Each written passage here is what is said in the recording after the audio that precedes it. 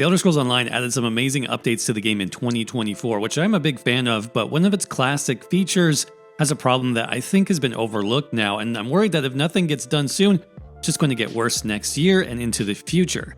Hey everybody, welcome back to the channel, HTM here. I want to start this video by doing a quick overview of everything ESO added to the game in 2024, including what went well, and then transition into what I think still needs some updates moving forward. Now, to be clear, my purpose with this video is not to bash the development team, but rather to provide feedback on the current direction of the game and where I see improvements that could still be made. These are easy wins in my opinion, and I am still a huge fan of this game, so at the end of the day, I want it to do well. But speaking of doing well, 2024 was a solid year for the Elder Scrolls Online in terms of new features added to the game. Scribing, for example, which is essentially like a safer version of the spellcrafting system that we've seen in older Elder Scrolls titles, was added to the game this year. After many previous years of rumors and speculation and even past showcases many years ago, this system is fantastic. It is a huge win for ESO, especially for players like myself who enjoy theory crafting and making updated builds. That's because scribing takes builds and theory crafting in ESO to a completely different level, and I'm so glad that they finally found a way to make the system work in an MMO experience like the Elder Scrolls Online. Now yeah, these new skills might not be meta shifting or game changing, but that's the way it had to be to function in a multiplayer environment, and the fact that they were able to add so many customizable skills to the game to give us more options in the types of builds and characters that we create, I think is amazing. So it's a great system overall. I mean, I have really enjoyed using the new banner skill lately that came out just a few weeks ago, and some of my other favorites are the soul magic skills, which are extremely flexible, both for single target and for AoE, as well as the two-handed ability called Smash, which is like a cone-based spammable area attack, which I love too. But all told, there's probably hundreds of options at this point, different combinations, when you factor in all the new skills plus the dozens of different affixes we can apply to each one. But also, in case you missed it, ESO also added a ton of new skill styles to the game just recently, all of which can be obtained for free in the Crown Store. These add 3 new styles to each class, one for each class skill line. So for example, Wardens here can get a new orange variant to Shocks, to their Healing Spores, and to Arctic Blast. And like I said, each class has 3 new variants overall, so 21 new skill styles in total that are completely free and easy to pick up. This is a really great addition to the game as well, and adds to that customizable factor that we can have now with our builds this year, which again is awesome. What I also like here is that, similar to like antiquities and mythic items, the developers can just keep adding to scribing and to skill styles. You know, they can add more grimoires, they can add more new affixes and new visual skill styles to the game. So this system, it was only going to get deeper and continue to grow over time. This is, I think, where ESO is really at its best, when it finds these core systems which can be expanded on into the future and improved over time. But that leads me into the other big system update this year, which has been expanded, but is also going a little bit backwards in a sense and could really use a refresh. That's what I want to talk about in this video, and that is companions. Now, before this year when we got scribing, companions in ESO was actually one of my favorite systems as well. It didn't give us as many build options as scribing did, obviously, but every companion still did have a somewhat unique set of abilities, and you could customize those into different roles, including tank, healer, DPS, utility builds. And so each companion was basically like a mini build you could create to support yourself in solo play or support your group as well. So it's been a really good addition to the game, I think, not to mention, of course, the great quest lines, the stories, amazing voice acting, pretty good companion perks overall. So Companions definitely has a lot that it's been bringing to the table. Now, 2024 was a bit different when it came to companions in ESO. For example, we knew that we were getting 2 new companions like we had in every year previous, but also that they would not be included as part of this year's chapter expansion. I don't recall if there was a reason given for the later introduction of companions in 2024, but if I had to guess, it was because scribing was such a big system that included so many different parts, including the story quests, the merchants, combat balancing, etc., that I think this was a really huge team effort, all hands on deck type of situation to get scribing finished in time for the new chapter release, and really that's fine. I don't think a lot of players complained about a lack of companions with the new chapter, as scribing was such a dense system, and we could certainly wait if they were still coming later in the year. So eventually we did get those 2 new companions, not as part of a chapter, but as Crown Store additions, which many players did not like, but personally I don't really have any problems with. Both companions are accessible in base game areas, so you don't need to worry about DLC in order to access these new companions. Better yet, they both came free with ESO Plus, giving subscribers yet another bonus for their subscription. And even without ESO Plus, players can, purchase the bundle with both new companions for 1,500 crowns, which I feel is a reasonable price for 2 companions. So my issues with companions this year is not how they were introduced or monetized. It's really with a lack of updates in terms of the core companion system, which I see as becoming a bigger problem now in the future if some of these things are not changed moving forward. But first, let's talk about the new companions. They are completely fine. I actually do really like both in terms of their stories. Their voice acting is amazing. Personally, I love what they did with Zareth Var, who's like my new main companion now, just because I enjoyed his story so much. It felt like a unique take on Elder Scrolls, and I love his voice acting as well. Now, in terms of abilities, we knew that we'd be getting a Necromancer-type companion, most likely, so Zareth's skills with that Necro identity, I think, were really well done. Also, for the most part, they bring, some unique gameplay elements like buffs and debuffs. They also look great. I think there are some issues with small things like corpse generation, how that works with the companion. I don't think it's ideal. But overall, I'm extremely happy with Zareth Var in terms of being released as a new companion. But the second companion, Tanloran, is where I thought we might see something new and different in terms of combat abilities, since we would have already covered, all 7 class types with the introduction of a Necromancer companion. So I was really curious what they would do with an 8th companion here. They literally could do anything at this point, but what I did not expect was repeated companion abilities, and that's where I think we might start to run into problems, especially if ESO continues to add new companions in the future. But let's talk about Tanloran's skills first.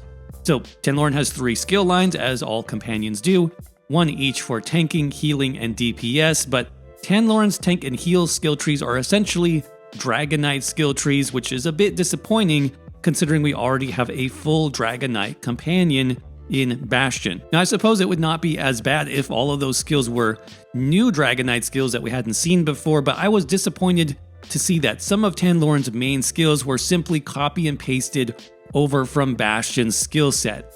Kindle, for example, it's the same heal that Bastion has in his kit, with the same name, same visuals, etc.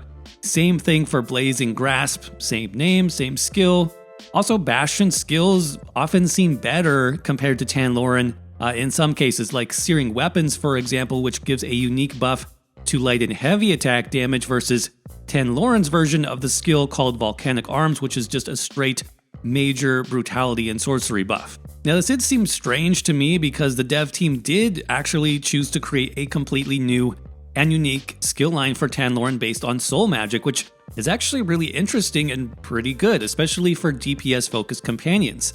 This skill line has a mixture of single target damage, damage over time, and AoE, which is quite nice. I also love how the ultimate looks as a melee skill, though it doesn't offer any, specific buffs or debuffs like many companion ultimates do, which is kind of disappointing as well. But overall, Tanloran just made me question the direction for future companions now that all 7 classes have been covered. Above all, I hope that this approach to recycled companion skills is not the future of companions in ESO. I hope that they actually pivot from this in more of a new or unique fashion, but it also reminded me of many features for companions which are still unfinished. Features like companion inventories, companion gear crafting or gear upgrades, trait transmutation, companion romance options, which were hinted at previously, and more issues, obviously. But like I said, for me, the core issue right now I see with companions is those recycled abilities. Personally, I would have preferred to just see the one companion this year and have them use all new skills, because Tanloran doesn't feel like a new companion for the most part, other than that one soul magic skill line like I said. Now, to be fair, the dev team may feel like they've painted themselves into a corner due to releasing, 2 new companions every year, but I honestly think that players would be fine if they slowed down to maybe 1 new companion per year, if that meant that they would be a fully unique companion design offering new skill options compared to previous companions. Another option which I know they've mentioned or it's been discussed previously is maybe a vampire or a werewolf companion, which I think again would be much more preferable than reusing old companion skills. I mean, just imagine a companion werewolf for one thing. This could be really interesting depending on how it was done.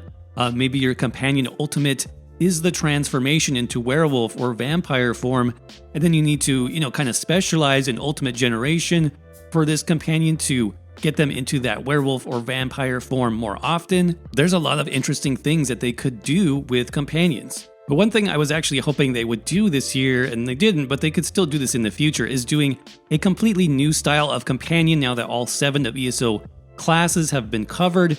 One idea I had for this was a customizable companion, which if you're familiar with other games like Dragon's Dogma, for example, where you have a pawn that you can customize to be a tank or a DPS or a healer, it could be somewhat like that, where you pick the skills that you want your companion to specialize in so that you can kind of build them from the ground up. I think this type of companion would fit really well into the world of ESO as well, where you could tie in this customizable companion into the various in-game guilds like the Fighters Guild or the Mages Guild, where we as players could take on a scribe or a squire type of NPC as maybe part of a quest line for those particular guild factions. I think this makes sense in terms of how, guilds typically function in a fantasy or MMO style. I think this makes sense. Like typically in that type of hierarchy in a guild, once you reach a certain, high ranking, you can train a follower or a squire or a scribe, whatever you want to call them, to follow you around and to assist you. Maybe this could even tie into companion character creation, which I know many people have been hoping for, where we could actually use ESO's character creator to make our own custom companion from scratch. Again, very similar to Dragon's Dogma. Now, I think this level of customization would be hugely popular in the Elder Scrolls Online. I mean, just look at what players do right now in terms of housing. We love to customize, we love to build things from the ground up, and this custom companion would be another great opportunity to build that into the system. Now, the other direction I thought ESO might go in terms of adding new companions now that all 7 classes have been counted for is something I would call legendary companions. Now, we've actually seen this before in-game where certain main story characters can join you for a brief period of time during specific story quests. Characters like Abner Tharn or Lyris, Razumdar, and so on. Now, I know that there are several of these characters that may not be around anymore based on various storylines, but there are plenty of characters who still are and are player favorites that I think many ESO players would love to team up with permanently. Think of adding, Razumdar to your companion list, or Cadwell, or any other main story characters that you can think of. This could be another really interesting approach to companions.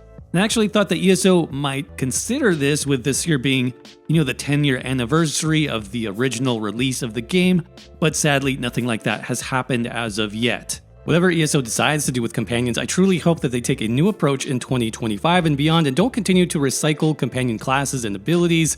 I don't think this is the best approach for that system. We didn't even really talk yet about companions as a feature, which is very good overall, but it is beginning to show its age just a little bit.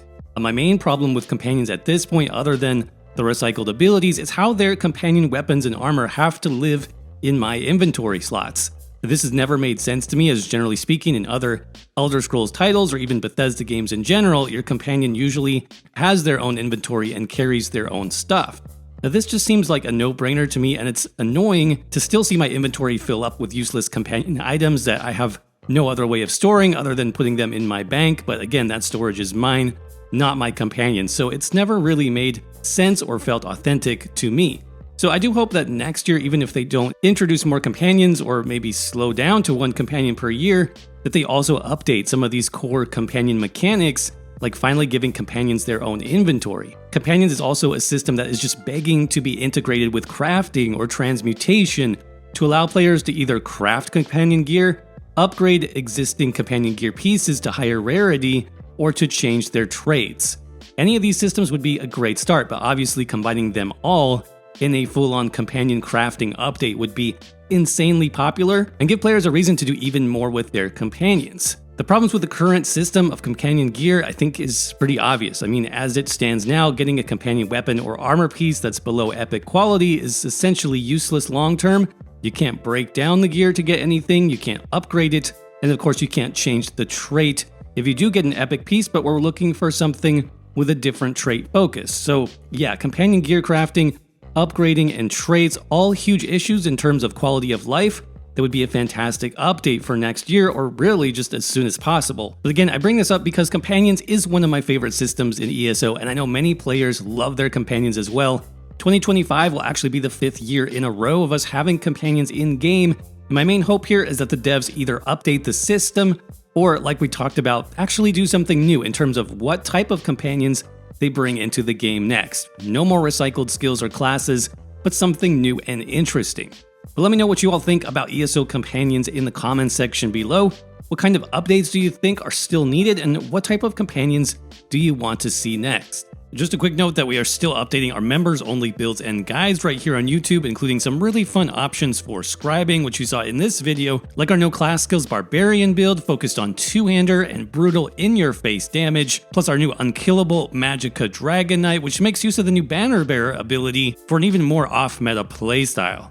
Both of these unique builds and many more are available to our Tier 2 channel members right now, called the Elite Squad, so it's a great way to support the channel and to unlock even more great perks. If you'd like to find out more, just click on the join button down below or the members link in the description to see everything that members have access to. Huge shout out as always to our channel members here. I could not do what I do without you, so thanks again for all your support. Thanks to all of you for watching this video, and I'll see you around in the next one.